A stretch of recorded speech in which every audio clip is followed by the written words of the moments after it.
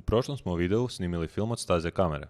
Sada ćemo snimiti film studija Sunca kojem možemo promatrati učinak Sunca na naš model u nekom vremenskom intervalu.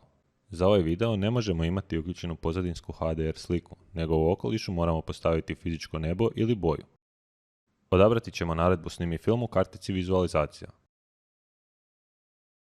Toj naredbi možemo pristupiti i desnim klikom u prozoru kada je uključen način kretanja.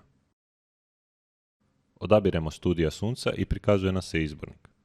Na vrhu se nalazi vrijeme početka i vrijeme kraja promatranja. Vrijeme početka mora biti ranije od vremena kraja. Biramo između 0 i 23 sata i 59 minuta. Sljedeći dio izbornika nam je već poznat. U njemu biramo ime, odnosno mjesto spremanja našeg filma. Komprimiranjem biramo želimo li komprimirati film i kojom metodom. Zadržavanje slike sprema slike na mjestu spremanja filma. Proračunom biramo želimo li prikazati film kao animaciju ili renderirano.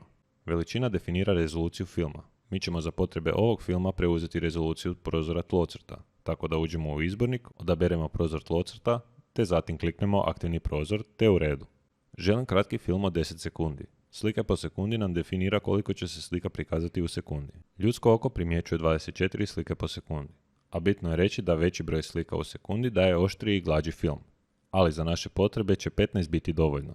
Ovisno koji je prozor odnosno pogled aktivan, Alplan će unutar njega početi raditi studiju sjena, tako da ćemo odabrati tlocrt i kliknuti u redu. Alplan postavlja prozor u pogled animacije, te pri vrhu možemo vidjeti tijek renderiranja.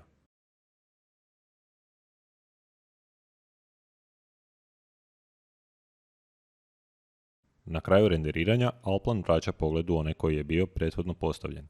Hvala vam na gledanju i ugodan rad uz Alplan.